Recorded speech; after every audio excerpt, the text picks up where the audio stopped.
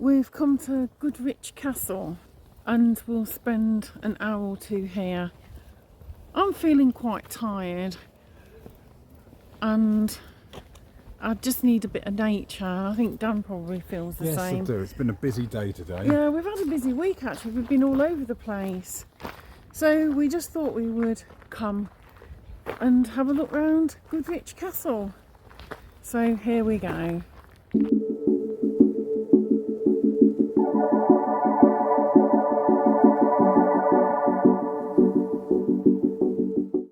Yes, we're coming up to Michaelmas soon. It's 20th of September today, and you can see the blackberries here. The folklore has it that after Michaelmas, blackberries shouldn't be eaten because the devil has spat on them. Apparently, he was cast out of heaven. He was Lucifer. He was cast out of heaven after some disagreement with God. Fell down into a blackberry bush and cursed the fruit by spitting on over it. And some folklore says he pissed on it, making the fruit spoil and not be edible after that time. So here is a blackberry. Still got some flavour to it, so he hasn't pissed on them yet. Not these ones anyway. No. We don't really know whether the sun wants to come out or whether it's sulking with us today. But it's quite cold, isn't it? It's a lot colder than it's been the rest of this week. We've had some really warm weather. It's been 20, 21, 22. It's been nice the last few days, but it's cooled down a bit today. Which is rather unfortunate because it's my birthday. At least it's dry. Just about. I have felt a few drops. It's a bit misty in the distance. Yeah. Chance of some rain. But we've avoided it so far, so we've been lucky. So we're going to have a look round the castle. It's always nice to take in a castle. Of course, we both like folklore, legends, the supernatural, ghosts. The countryside is still stunning though, even on a day like this, where the mist hasn't really lifted.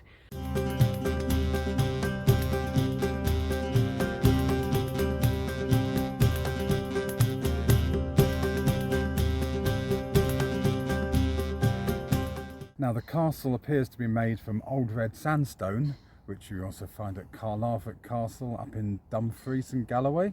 And also Barnard Castle, I believe, is made of old red sandstone. Correct me if I'm wrong.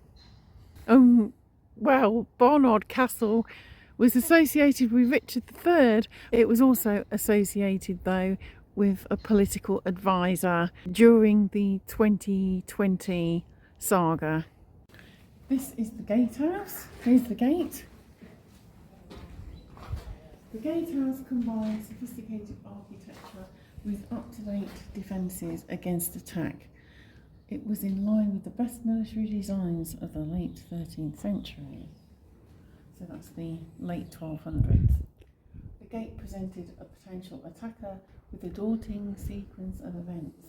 A modern fixed bridge that we just crossed used to be a pivoting wooden drawbridge. A stone fighting platform was located above the drawbridge. From here, soldiers could shoot down onto the enemy.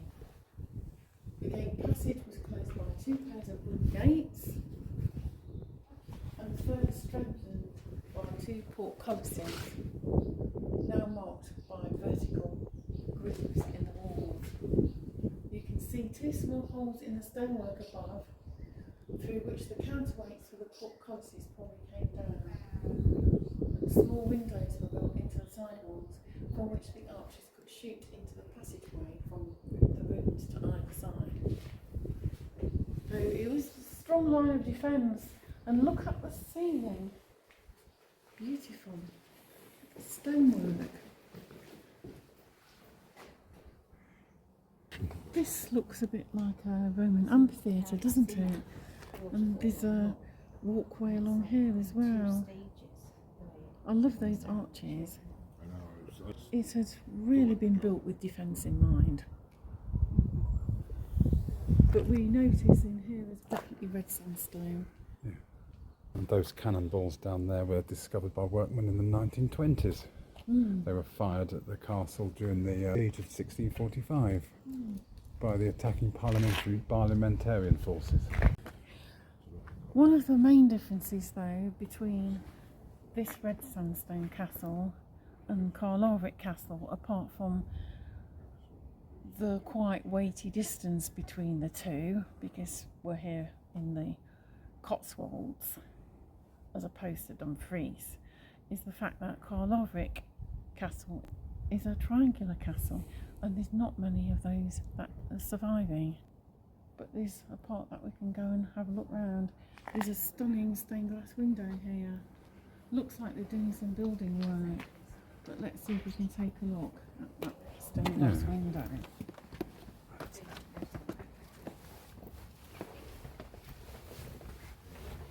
This is the chapel, of course. That's peaceful. There's some old carvings there, and quite an ornate little window. It needed a little bit of restoration, and it looks like there's been a gallery up there as well. And there's a lady there doing some restoration work.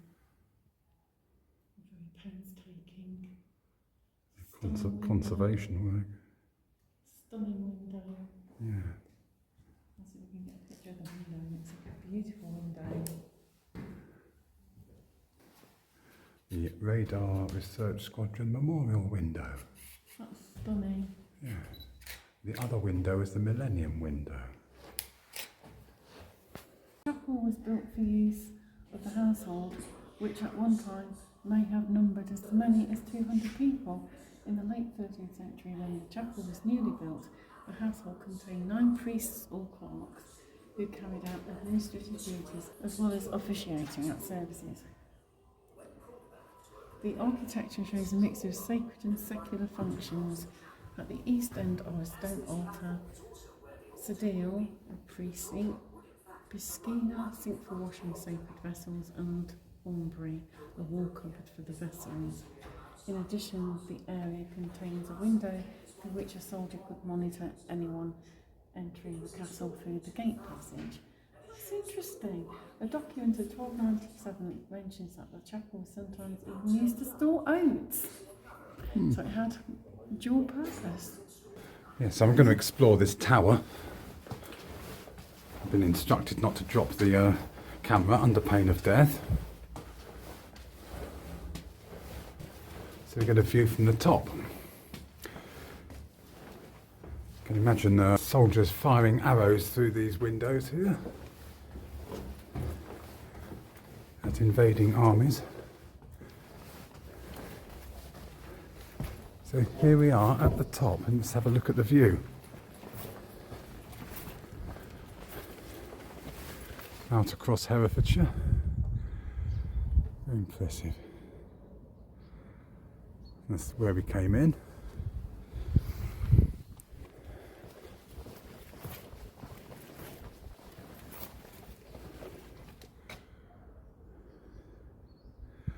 The rest of the castle.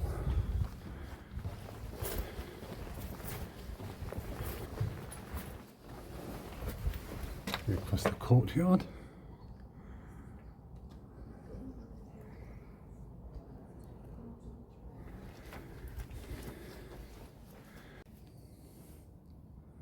This lavatory had 3 wooden seats.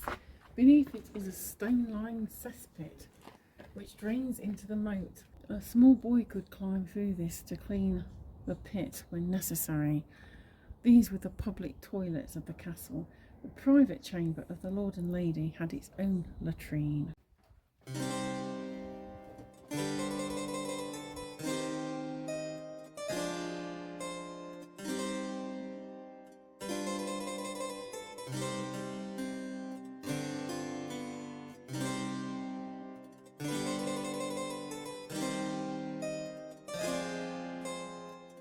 We're now going to go down into the dungeon, a deep, dark place full of woe and misery. and tortured souls. The voices ringing out through the centuries. Help! Help! If I went down there, do you think they'll let me out again? No. The hole for the drawbar is located outside the door so that it couldn't be opened from the inside. Poachers and thieves awaiting trial were probably imprisoned here. People like my pesky Lancashire ancestor.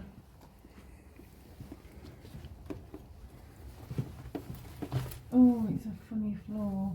You can go, I'm not going to go. Right, let's have a look at the dungeon.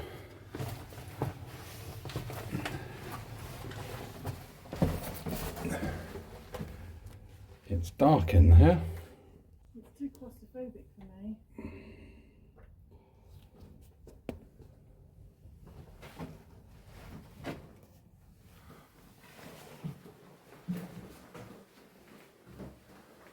Yes, you wouldn't want to be spending too much time in here. And poachers, thieves and other scoundrels would be interned in these dungeon.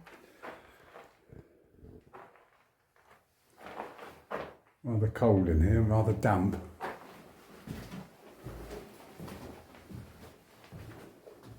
And back up to daylight. Let's explore this tower. There's certain energies in here, through an open spirit, that might make you feel a bit jittery or that you don't want to come in here, a bit cold.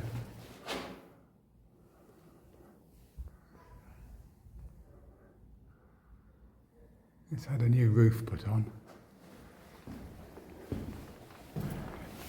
Dark, narrow stairs. Let's see what's up here.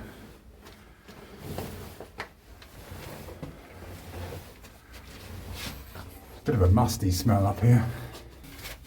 I'm holding on tight.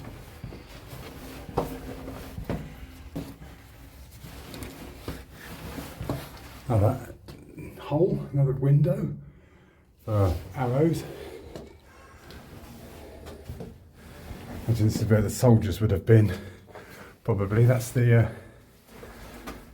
looking back down at the tower. Quite a long way. So we carry on up, being very careful not to lose our step.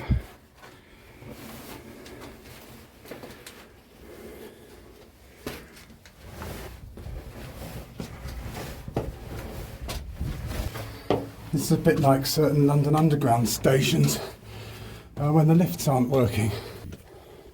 And here we are on the top of the keep.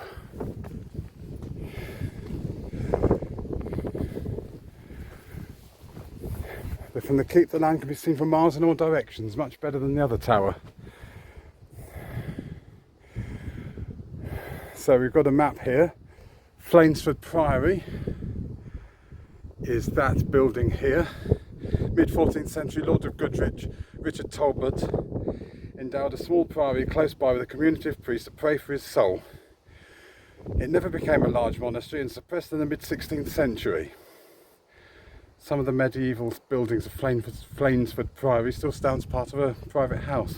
Behind the trees, not visible during summer and early autumn months, is the village of Goodrich. Visible in the winter when the leaves are off the trees.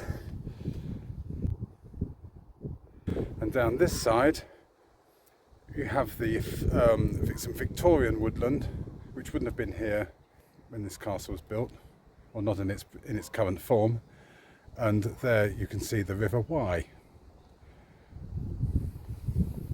So now we're going to try and climb down. We've got up here. Now the object of the game is to get back down again without ending up on my bottom. And down we go. Be very careful to hang on to the rope. Yeah, there would have been an upper floor here in the keep. You can see the original timbers are long since gone, but you can see the stones jutting out that supported the beams. This is the Great Hall, and there's a set of stairs up there to the tower. Down here, there's nothing to say what it is, but I would presume it would be a wine cellar, because the small kitchen is adjacent, and that kitchen would serve 200 people, and it would prepare an enormous amount of food. As well as 200 people who live within the castle, there could also be guests and other visitors as well. The Great Hall, of course, was the focus and hub of public and administrative life in the castle. Feasts and other large gatherings were held here. The hall was at the core of everyday life and was an important architectural expression of the Valence family's lordship. Petitioners in local legal disputes gathered here to argue their cases. Grand ceremonies took place in the hall, and important guests were also entertained. Lordship was a personal and face-to-face affair where lavish feasts were part of the glue that held society together and enabled the lord to control his estates and the men loyal to him.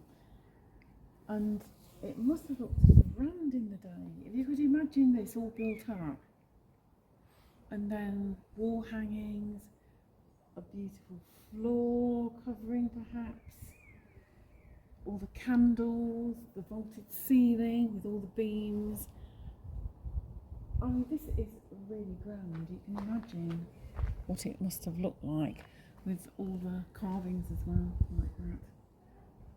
Carved pillars probably, fireplace over there, and then the wine cellar down below, and the lord could probably just go up the stairs back to his tower when it was all over.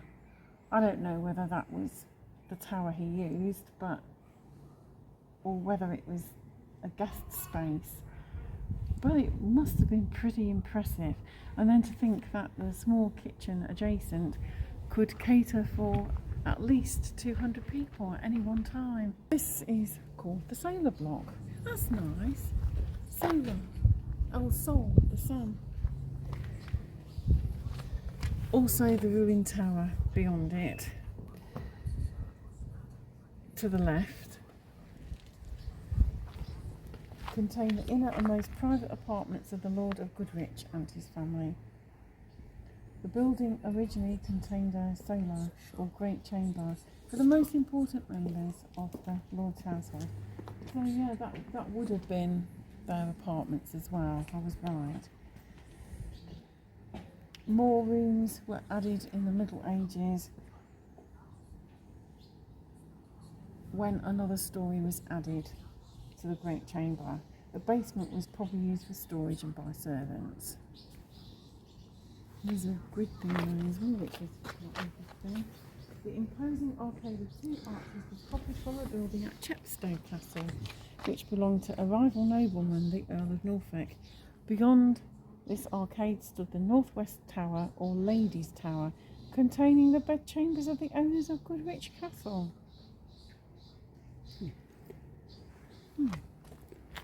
I think that might have been some kind of well. Okay. Well. Well. And this is Roaring Meg. Parliamentary soldiers used this mountain to besiege Goodrich Castle, thus bringing its 500-year-long history as a residence to a dramatic end. That's rather mean, isn't it? That finished it. In 1646, the civil war raging between the supporters of King Charles I and those of Parliament came to Goodrich. The castle was held by the royalist Sir Henry Lingham with 120 soldiers and 50 officers. The parliamentarians and the colonels on Birch were ordered to take Goodrich and clear the air of royalists. And this beauty, Roaring Meg, is built by a gunpowder-filled shell or a grenadine weighing over 200 pounds or 90 kilos. The mortar was designed to fire into the air, dropping the shell onto the target where its charge would explode.